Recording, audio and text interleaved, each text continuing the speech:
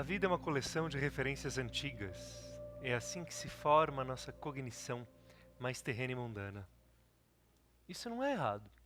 As referências antigas são super importantes. Quando você voltar para casa hoje, você lembra onde sua casa é. Acho excelente. Os nossos antepassados viam uma mancha cor de laranja andando grande pela selva, e ainda bem alguém lembrava, tigre. É importante lembrar o passado. Mas o referencial do ego sempre será constantemente o passado. E as referências não são todas da mesma força e da mesma potência. Frequentemente, o ego cria referências fortíssimas, que vazam, transbordam e saem do simples perceber, contaminam. Como quando a gente vai fazer um piquenique e a geleia insiste em se espalhar por toda a cesta de piquenique. Algumas coisas do ego, alguns conceitos, viram crenças. E quando a gente vê, uma coisa que era uma referência do passado se espalhou em um monte de lugares que não tinham mais nada a ver. A gente não quer ficar sem memória. Eu tenho um amigo que eu não vejo há alguns anos, inteligente demais, portanto no mundo da lua. E um dia ele voltou para a casa dele, história verídica. E a irmã tinha trancado a casa, ou a mãe tinha trancado a casa, que ele tinha deixado destrancado, sentou e ficou lá, mal-humorado, por meia hora, até lembrar que tinha se mudado de casa. Pietro Carolino, ele chama. E deu-se um tapa na testa e falou, mudei de casa. A gente não quer ficar sem memória, mas a gente quer ficar sem as contaminações do passado. Porque as suas potências e as suas referências continuarão disponíveis se você trouxer o seu referencial para o presente. Se você viver no agora, seu carro não evapora, sua competência não vira fumaça, sua inteligência não se dissolve. Você ainda é você. O que acontece é que você se obriga a olhar de novo aquilo que você achou que sabia. E muitas vezes, ao olhar de novo, a gente fala, nossa, eu não tinha percebido em detalhes isso aqui. Com o meu olhar de agora, eu tenho conclusões completamente diferentes de antes. Porque o referencial do ego é o passado. E isso não é errado. Gente, o ego não é do mal, tadinho. É que tem umas pessoas que têm o ego hipertrofiado. E aí a gente acha umas pessoas insuportáveis. Tudo do nosso ego é um mecanismo protetor. Ele é uma maquininha de viver aqui na vida. Eu já disse que a alma não paga conta de luz e PTU, é o ego. Mas ele precisa estar a serviço de uma luz maior. Então ele não é errado. Mas ele tem um viés de passado. E a intuição, que é a voz da alma, age no presente, iluminando o que a gente tem que construir no agora, para ter o futuro que a gente veio aqui para ter. Uma das características de estar aqui na Terra é que há uma imensa tolerância com a gente escolher errado. Imensa. Tem um mecanismo de autocorreção chamado karma. Não sei se alguém aqui tem karma. Funciona muito bem. Ele vai levando a gente para onde a gente devia ter ido e não foi. Vai reconfigurando. Não é mal. É uma força de reverberação que faz a gente aprender. Plantei espinhos, aí depois minha mão ficou toda machucada de espinhos. Tem algo aí. Essa capacidade que a gente tem de ir crescendo e evoluindo vem da alma. O ego não queria evoluir. O ego queria se defender e se estruturar. Olha, se o ego pudesse se prender num lugar onde ele repete as cenas, como naquele filme Feitiço do Tempo, Groundhog Day, com Bill Murray, é antigo, é ótimo. Um filme em que o mesmo dia se repete, o mesmo dia se repete. O ego não tem problema com isso. Mas a alma vive no agora. E é no agora que vem a intuição. Aquilo que a mente traz e os referenciais do passado são utilíssimos. A gente falou do tigre. Mas e onde a sua intuição entra? Jamais no passado.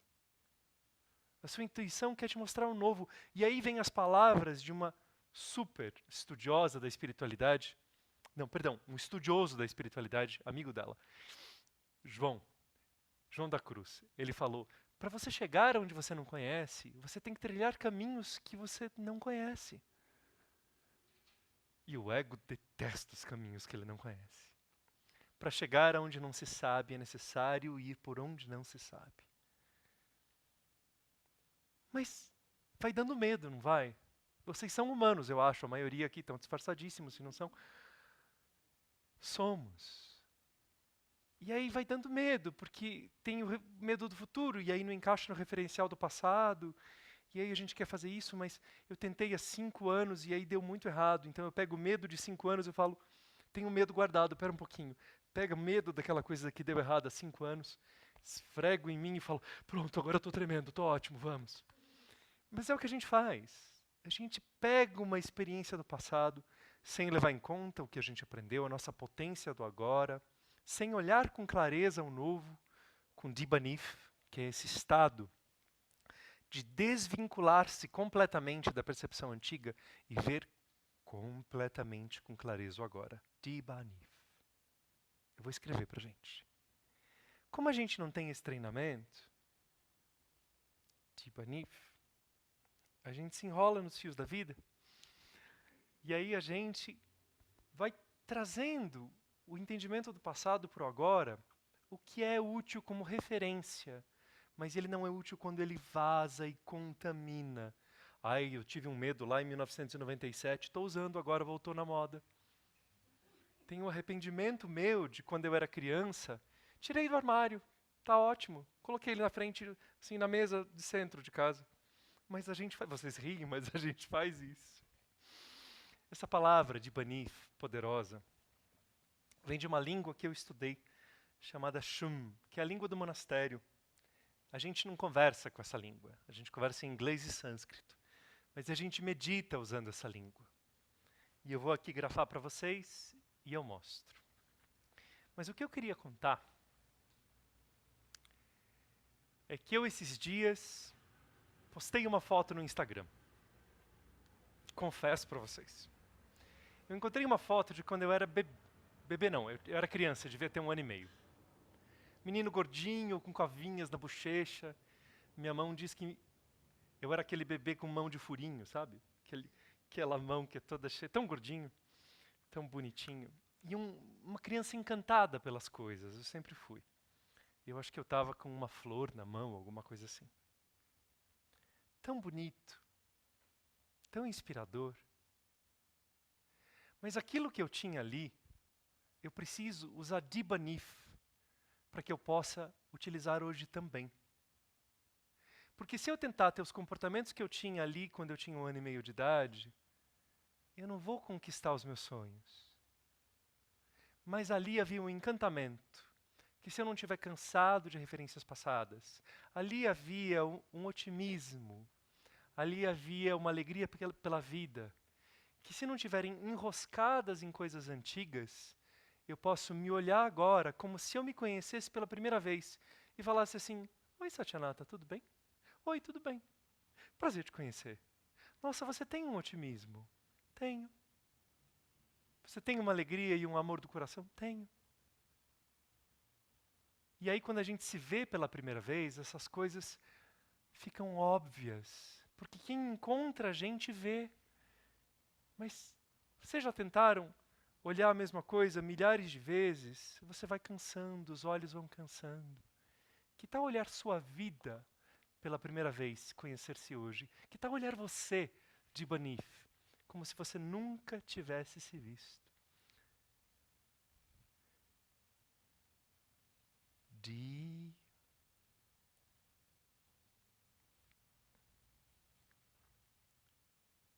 Vou mostrar para vocês, não se preocupem.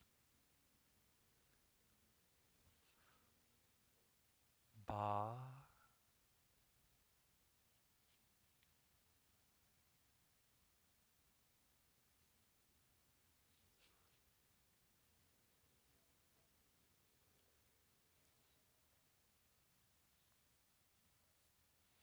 Dibanif. Com direito, inclusive, a derrubar uma gotinha no dedo do monge. Foi super bem para minha roupa.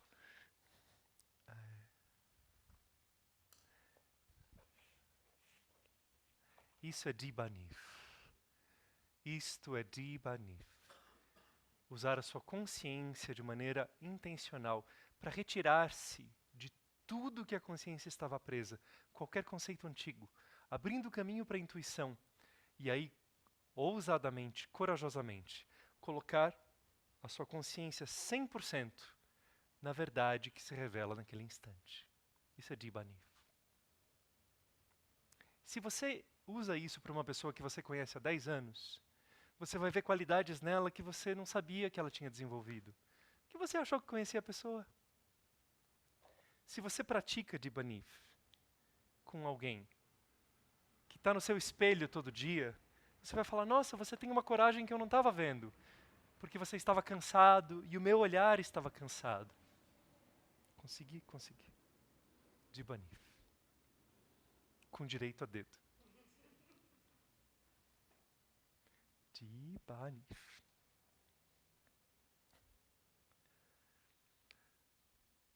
Essa capacidade da gente de olhar o novo vai trazendo um tipo de amor, dos muitos tipos de amor que existem, que é específico. Chama-se nessa língua também municiaka. É um amor não apenas por amar o agora. Nossa, amei sua roupa.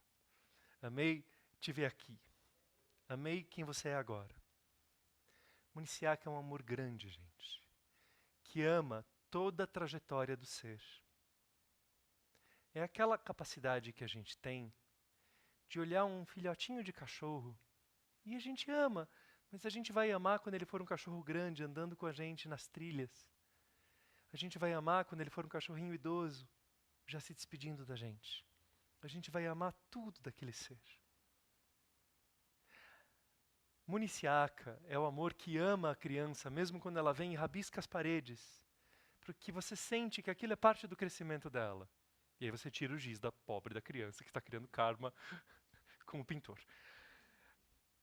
Municiaka é você amar você, falando que bom que eu errei aquilo naquele dia, porque foi um aprendizado essencial para poder acertar depois. Isso é municiaka. É um amor de você amar a trajetória, não só o ponto. Quando você percebe-se como quem você acessa esse amor de, nossa, que bom poder amar você agora. Ver suas ferramentas que você pode utilizar agora. E essas ferramentas vão sendo reveladas de uma maneira que a gente não vê se a gente acha que a gente é uma personalidade. Ah, não, eu sou assim mesmo. Mas você tinha capacidade de ser gentil. Ah, não, muito trabalho. E está lá a capacidade. Você tem a ferramenta, talvez interna, de ser alguém muito observador. Mas muitas cicatrizes te deixaram com medo, então você não vê nada, não fala. A hora que você está no presente, a sua caixa de potenciais, a sua gama de ferramentas se revela. Então, estar no presente dá um pouco de medo, porque parece que a gente perde o referencial do passado. E por isso que muita gente vê sempre o agora com um viés. Olha, aconteceu tal coisa. Ah, isso aí, a última vez que aconteceu foi, você nem sabe, viu? Você nem sabe. Talvez. Mas aí você perde a capacidade de ver grandezas e potenciais que construiriam o futuro que você sonha, ou que a pessoa do seu lado sonha. Entender-se como uma personalidade é entender-se como um viés de passado. Entender-se como potenciais é viver no agora. Se eu acreditar no que me disseram, minha querida professora de português, Dona Cleide, que veio do lançamento do livro, amada, primeira vez que eu escrevi uma redação, olha como o passado não é ruim. Eu escrevi uma redação e a professora leu e me encorajou. Falou, você escreva. E depois escrevi um livro. Olha que lindo. Mas se eu acreditar nela, que eu sou um escritor, gente, acabo de me colocar numa caixinha, tão pequenininha, porque aí alguém vai falar assim, não, Sati, mas dê uma aula verbal. Não, mas eu não escrevi, não planejei, não posso, espera que eu vou ler. Passo o texto. Não, mas então, olha, o que você acha de cortar aqui a grama do jardim e me ajudar a plantar flores? Não, eu sou escritor. Entende como a gente se diminui? Não podemos nos prender em rótulos da personalidade, e sim descobrirmos potenciais. Eu tenho um potencial de escrever boas frases. Eu espero ter o potencial de explicar bem o que eu estou dizendo hoje. E se eu me olho no agora, de Banif, conhecendo o Sati agora, eu falo, você é meio diferente, né, moço? Mas tem um sorriso. Você tem uma alegria. E Sati, você parece ter a coragem de viver uma verdade que você encontrou. E você tem os pés meio quadrados, chatos, assim, de hobbit, mas um hobbit simpático. E você tem o dedo azul. Você deve gostar de caligrafia. Percebe como o olhar do agora resgata potencialidades que, por não terem podido serem desenvolvidas no passado, elas ficaram encruadas. E que se o momento de você desenvolver alguns potenciais seus chegou agora, se você não tem o olhar do agora, aquele potencial chega a hora dele e ele não brota. Porque você já está tão definido de quem você é. Mas a mesma coisa acontece para as pessoas ao nosso redor. Tenta se aproximar de alguém que você ama, ou que você tem dificuldade, e olha pela primeira vez essa pessoa. Você vai ver dores que você não via. Você vai ver tristezas que você não percebia. Você vai ver uma beleza que você não encontrava. E você pode até ver motivos para se afastar daquela pessoa, amorosamente. Falar, esse ciclo acabou. Não tem mais sentido a gente conviver nisso. E você se afasta. Ou o contrário. Você olha para a pessoa pela primeira vez e fala, nossa, vamos caminhar juntos. Mas o olhar do agora te atualiza. Sabe o computador que faz o update? Egos não fazem update. A alma faz. Quando você tem o olhar de se conhecer pela primeira vez, você volta a ser você no agora. Com todos os seus potenciais. Não a sua história, mas o que a história te trouxe. Não as suas cicatrizes, mas os aprendizados que ela te trouxe. E quando você olha as situações e as pessoas pela primeira vez, não sei de nada, peraí. Você vai ver muito mais do que você via, porque você não traz os seus rótulos antigos. Imagine um texto que foi sendo escrito, reescrito, reescrito, reescrito, reescrito, reescrito, reescrito. Eu visitei uma biblioteca há muitos anos, 10 anos, de livros raros.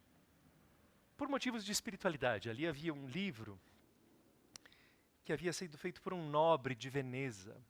Veneza, Florença? Veneza. Porque ele era devoto de Catarina de Siena. E ele queria fazer um livro de orações contando a vida de Catarina de Siena, mas com alguns cânticos. E essa pessoa muito rica, lá em 1400 e alguma coisa, mandou fazer o livro para Catarina de Siena. E ele queria que se usasse apenas o melhor do vellum. Como é isso em português? Vellum. São páginas que não são de papel, elas são de couro de carneiro. Super caras. E essas páginas estavam lá, e tudo foi escrito com tintas e de maneira belíssima por algum artista. Porque essa pessoa achava que fazendo um livro para santa, ele ia ter alguma iluminação. A gente confunde, né? O que o alto pede da gente é vibração e energia. E a gente quer dar objetos. O que importa é a devoção colocada em cada objeto. Você sabe disso. Se uma criança te dá um desenho, por mais horrível que seja, você fala, que lindo, amei. Vou levar. Esse livro, nas últimas páginas, tinha uma coisa chamada palimpsesto. O que acontece é que essas páginas de vellum, de couro, eram tão caras que quando o escriba fazia um erro, ele raspava e escrevia de novo. Aí ele raspava e escrevia de novo. Aí ele raspava. E se você olhasse, tinha um monte de borrões ocultos. É assim o seu conceito de você. Você acha uma coisa, e aí você remenda um pouco, e aí você remenda mais um pouquinho. Tente usar a meditação de hoje para parar e se ver pela primeira vez. Tente usar umas férias suas para na beira do mar falar: oi, eu, estou te conhecendo. Quais seus sonhos? Quais seus potenciais? Quais seus dons e talentos? O que você quer realizar na vida? E agindo a partir disso, a intuição vem. A energia responde. As portas se abrem, porque você não está mais na lei do karma que rege o ego. Você está na lei da evolução superior. Como se você dissesse: não preciso mais aprender pela dor. Eu estou pronto para o novo. E assim as portas podem se abrir. Quando a gente fala de viver no agora, parece tão etéreo, né? Eu espero que essa aula possa ter ajudado um pouco. Viver no agora é aceitar de verdade o que existe agora. Não pela visão do que a gente tinha antes, mas pelo que realmente é nesse instante. E como você é uma pessoa nova a cada instante, você pode olhar algo seu que durante anos você achou que era um defeito, e agora você vai achar que é sua força. Durante anos você achava que era um sonho, e agora você vai ver que é um engano. Durante anos você achou que era uma fragilidade, e aí você vai descobrir que é a coisa mais encantadora sobre você. Com o olhar do agora, conhecendo-se pela primeira vez. Dibanif. É isso que eu aprendi. É isso que eu vim trazer pra gente hoje. Usem nas pessoas, usem em vocês, usem na vida. Traz uma clareza impressionante. Não sei de nada, estou vendo pela primeira vez. Dibanif. Alguém quer perguntar algo, aproveitar a presença? Espero poder responder.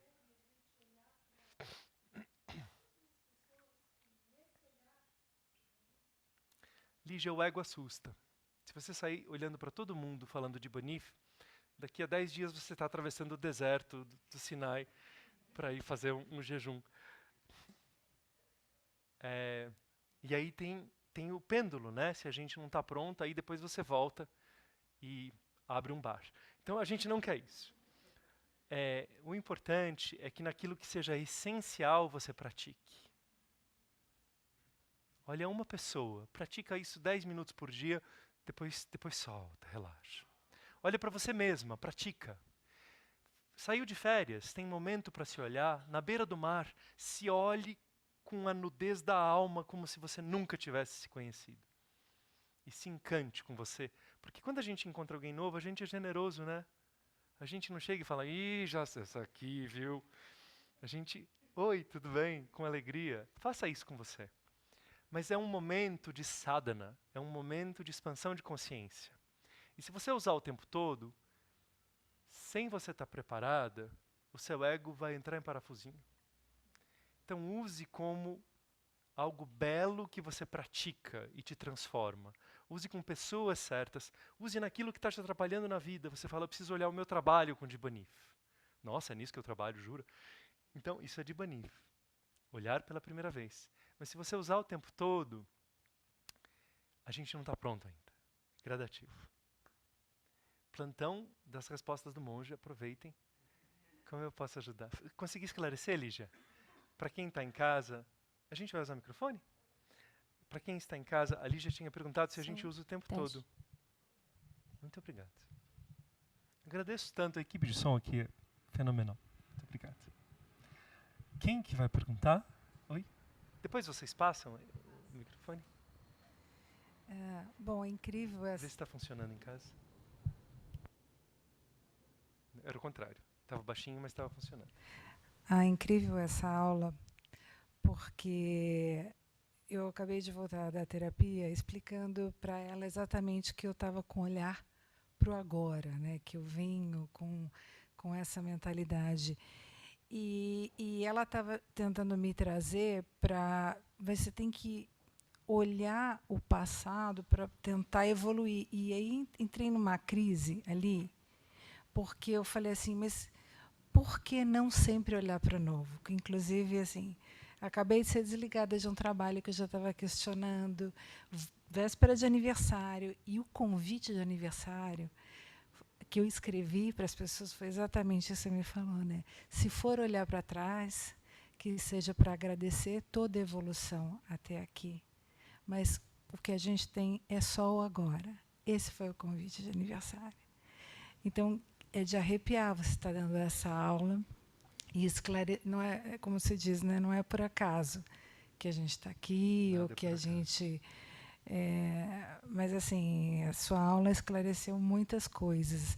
E até uma discussão num sentido bom, que eu falei, eu não quero olhar para o passado, eu quero olhar para o novo, né? O que a vida tem para me proporcionar, a nova Ana Paula, as novas oportunidades, a vida de uma forma nova. Né? Bem-vinda, Ana Paula Nova. Obrigada. Olhar para o passado é super importante, mas nos cega, nos vicia. São referências que grudam. Então, essa capacidade das grandes decisões serem tomadas no agora. E aí a gente usa como referências algumas coisas que a gente aprendeu. Mas mesmo que a gente aprendeu no passado, não está mais no passado. É como você ter viajado para a Itália e trazido um souvenir da Torre de Pisa. Já não está mais na Itália. Então, quando você, entre aspas, está olhando para o passado, você está olhando para um pedaço dentro de você que no agora registra um simulacro do que era o passado. Encontrei com um professor de semiótica semana passada, mas essa é outra história. Então, mesmo o passado não existe mais. Ele é útil como referência, mas as grandes decisões da minha vida são todas no agora. Bem-vinda, Ana Paula. Obrigada. Quem quer um microfone, gente? Ele vem com questões mágicas. Alguém quer? Não? Preferem falar sem... Fiquem à vontade. É que eu achei que algumas mãos tinham se levantado, mas não tem problema.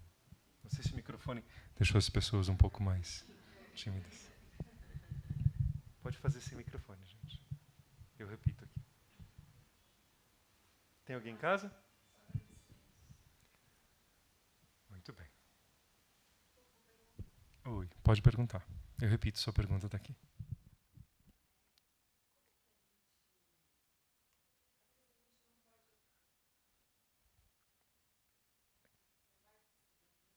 Eu estou te ouvindo perfeitamente.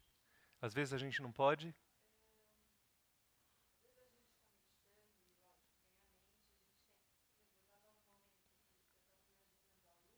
Uhum.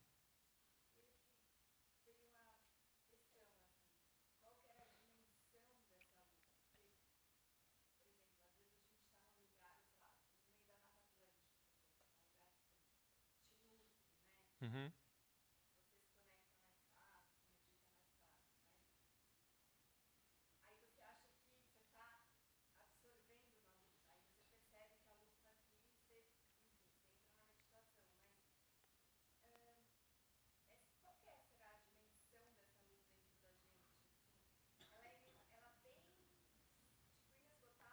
Qual é a dimensão dessa luz dentro da gente? Ela estava meditando, gente. Estou repetindo para as pessoas de casa. E aí estava lá concentrada na luz e aí veio uma pergunta na mente. Felizmente não era uma pergunta da mente tão concreta, já era um pouco abstrata, o que é de mais alta vibração.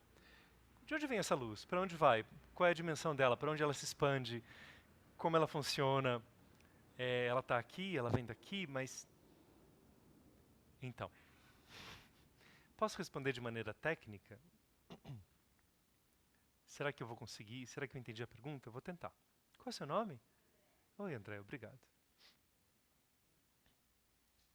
A gente estuda muito essa luz interna porque a mente trabalha através de símbolos. E quando você imagina uma luz, primeiro segundo você só está imaginando. Está imaginando, está imaginando. Ela começa realmente a mover uma energia potente e luminosa dentro de você. Porque ela entendeu a ordem. A gente associa essa luz com tudo que é divino, de bênção, de clarear. Então a aura começa a crescer, a energia realmente começa a acontecer. Assim como se eu falar para vocês, olha, imagine algo péssimo, seus músculos se contraem. Quando você imagina essa luz, realmente começa a haver uma luz que alguém treinado de terceira visão até vai enxergar a sua aura mudando. Essa luz tem tantos níveis. Esse que a gente se referia é a gente acionar o quarto chakra, Anahata, e expandir a nossa aura. Cada um de nós tem um campo de energia ao redor. Ele, em geral, fica um pouco mais de 1 metro, um pouco menos de 1 metro. A gente naturalmente encolhe o campo de energia quando não quer trocar experiências. Então você entra no metrô, as auras das pessoas estão encolhidas, assim. As energias das pessoas no metrô estão de 3 centímetros de espessura. Tirando um prana que não tem como encolher tanto, a pessoa encolhe a energia. Quando você está do lado de uma pessoa relaxada, ela fica com 1 metro, 1,5 metro, e se a pessoa está brilhando uma luz da alma, ela vai ter 2, 3 metros de aura. Todo mundo tem. E é assim que funciona. Então isso de você expandir, expandir, expandir, quanto mais segura você se sentir, mais ela vai se expandir. O que acontece tecnicamente é que todo ser humano recebe essa energia pelo 7º chakra, Sahasrara, quando ela vem uma energia de iluminação, uma energia que não é daqui. Ela vem pelo 7º chakra. Como a folha é ligada no galho pelo caule, a gente é ligado numa energia maior, pelo 7º chakra, Sahasrara Padma. E ela desce e se espalha a partir do 4º chakra. Mas quando você está, por exemplo, na Mata Atlântica, que foi o seu exemplo, você não precisa receber energia apenas por aqui. Se você está de coração aberto, a energia da mata entra em você, muda e passa a tornar a sua aura cheia dessa energia. A mata te doa essa energia. Aqui existe energia forte no espaço natividade, mas não é essa que a gente busca na meditação. A energia que a gente busca é uma que vem da bênção que cada um recebe. E claro, se necessário, se a pessoa está com dificuldade de alcançar isso, o coletivo aqui é de alta vibração. É um lugar especial. Mas então é assim. A gente tem uma energia interna, sempre, inevitável. Ela se expande e vai preenchendo a aura. Se a gente está bem, ela vai longe. Ela vem do alto e nos abençoa, ou ela vem de algo muito especial. A gente pode receber energia de uma pessoa, de uma mata, de um lugar sagrado. Eu lembro de um lago que eu meditei muito na frente dele, e eu saí tão preenchido por aquela energia do lago, que eu tive que revisar muitos dos meus conceitos. Porque alguns pensamentos que eu tinha, tocados pela energia do lago, eu vi que eram bobagem. E eu mudei de opinião sobre várias coisas, porque era uma energia muito linda de um certo lago que eu amo até hoje. Fez sentido? Resposta de monge. Mas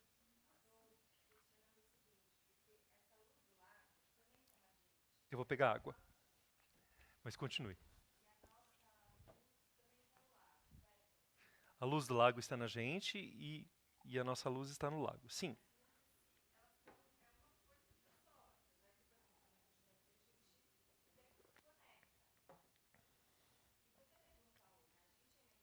Sim.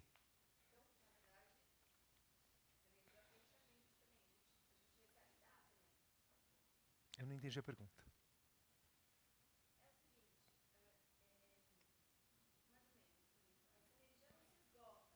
Não.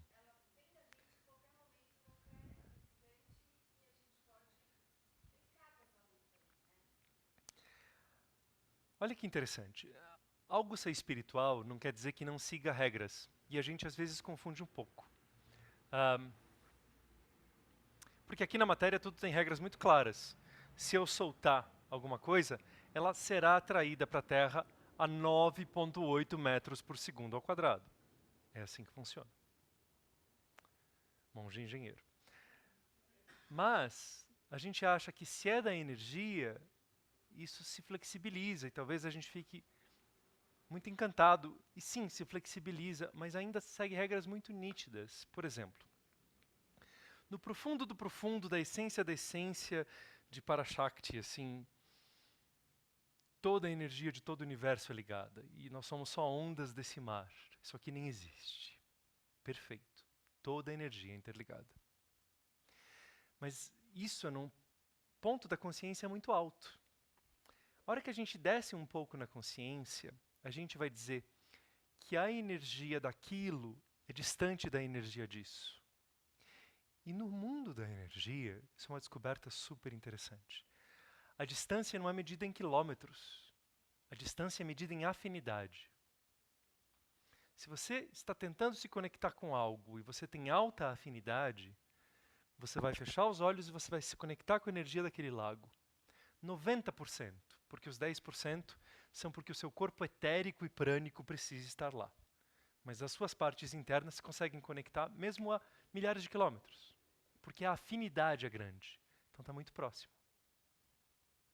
Agora, se você está num lugar e vai sentindo as várias energias e tenta ter uma grande energia em você, alguns momentos você vai ter fácil acesso e outros não. Porque tudo depende de certas leis vibratórias e de como as coisas estão. Portanto, de um ponto de vista, sim, todas as energias são conectadas. De outro ponto de vista, elas não fluem da mesma maneira. E elas não se espalham da mesma maneira. É por isso que na meditação a gente vai buscar algumas bem elevadas, para que elas alterem aquilo que havia sido solidificado aqui. Muitas vezes através de um plano do ego. Melhorou? Imagina. Podemos falar mais, mas comecemos aí. Imagina. Oi? Tudo bem? Não é a pergunta? Oi. Vou tentar tirar rápido, para que vocês tenham liberdade de ir também. Sim. A alma tem uma vibração muito diferente do ego. E se a alma dá um impulso muito potente, é sobre o efeito pêndulo, gente. Se a alma dá um impulso muito potente de evolução e a gente mergulha e não está energeticamente pronto, mentalmente pronto, com todo o apoio, e a gente exagera, sai do caminho do meio, sai de uma certa harmonia, porque é para ir com garra, mas não com fanatismo. Se a gente entra no fanatismo, aquilo vai para um lado, mas vai tão forte que por uma lei aqui da matéria, o pêndulo volta. Um dos monges que estudou comigo, amo muito, ele foi trabalhar com algo completamente diferente depois de 15 anos de monastério. Eu saí do monastério para ensinar, era esse meu chamado. Então nunca me alterei nisso. Mas ele era um monge muito dedicado e talvez ele tenha sido contaminado por algum fanatismo, porque ele saiu de lá e, gente, foi para outro lado. Minha mãe é amiga da mãe dele. Muito interessantes as caminhadas, as jornadas. Então é natural que exista o efeito pêndulo, sim. A gente quer minimizar para que a gente tenha coragem e ousadia, mas que a gente não tenha fanatismo. Porque existe o dia, mas existe a noite. Existe o verão, mas existe o inverno. E a gente tem que ter força e coragem e clareza. E aí depois a gente tem que sentar e ler o gibi do Calvin Haroldo. E digo isso porque eu tenho Calvin Haroldo. E em certos momentos eu saio dos Vedas e vou ler Calvin Haroldo e me faz muito bem. Mais alguma coisa? Eu tinha mais uma.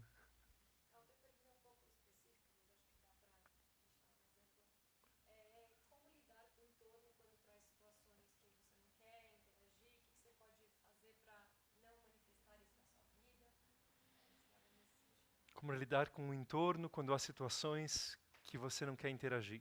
O meu mestre tinha uma técnica muito interessante que é difícil, mas ele usava e eu gosto muito. Vou ensinar duas técnicas para vocês. Meu mestre às vezes entrava no lugar e falava assim: eu não estou aqui.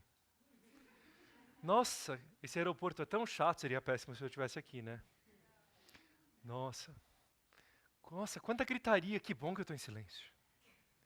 E aí, às vezes, e a gente ria, mas você via que na consciência dele era muito real isso. E às vezes ele estava conversando com umas pessoas, e a pessoa lá falando, toda pessoa que está muito presa no ego, ela repete. Então ela vai falar assim, isso aqui que fizeram foi um absurdo, que eu não concordo, porque você já viu, você imagina, que isso aqui não pode, porque isso aqui me deixou revoltado, porque é um absurdo, porque eu vou te dizer, porque eu já falei para Maria, porque isso aqui é um absurdo. Vai falar 7 vezes. Então você não olha nos olhos da pessoa, você olha num ponto nas sobrancelhas, ela não irá perceber, e você corta a conexão energética. Você fica ali olhando, falando assim, nossa, que alma é essa? De onde ela veio? Essa roupa que ela está usando é linho. E você emana um amor do coração. Eu não estou aqui, mas se eu estivesse, essa conversa ia estar muito chata. Que bom que eu não estou aqui, eu só estou emanando amor. Então, assim, vá sem ir. Esteja lá sem estar. Converse sem conversar. E aí você volta. E isso não quer dizer que você não haja de maneira energética. Você age, você não está ignorando as pessoas. Até porque elas falaram a mesma coisa 7 vezes, claro que você entendeu. Mas você está lá emanando um carinho, uma clareza, um amor. Eu falo isso porque eu já fiz isso com meu mestre. Às vezes eu chegava preocupado e eu falava, gente, um dia, bronca que eu levei. Cheguei para o mestre e falei de uma angústia que eu tinha, uma preocupação, o mundo vai acabar, o drama. Aí ele me explicou, poucas palavras, algo. Mas eu não gostei da resposta. Achei assim, muito assim, calmo.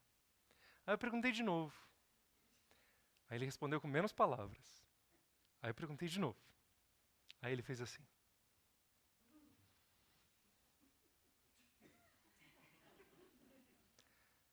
Mais alguma pergunta? Então, o que ele fez foi muito bonito, porque depois eu percebi. Ele me acolheu. Então não é que eu falei pela terceira vez e ele falou assim, sai daqui, eu não aguento mais. Ele me olhou, ele demonstrou que o silêncio era a única resposta, e depois ele me acolheu. Mais alguma pergunta? Entre parênteses, que não seja essa? Então, quando você vai sem ir, você vai falar poucas palavras. Quando você está lá sem estar, não é sem estar no seu amor, você está presente amorosamente, mas você não está na loucura do fulano. As pessoas nos convidam para festas de insanidade. Eu estou tendo um piti, vem aqui ter comigo. Não é um bom programa. Você vai para levar um amor, você vai sem ir. A pessoa lá num drama estratosférico, kármico, de muitas vidas. Você chega lá em outra. Oi, eu vim sem vir. A pessoa não entende nada, mas você entende. Tudo bem? Mais alguma coisa? É verdade isso, gente. Oi. Posso?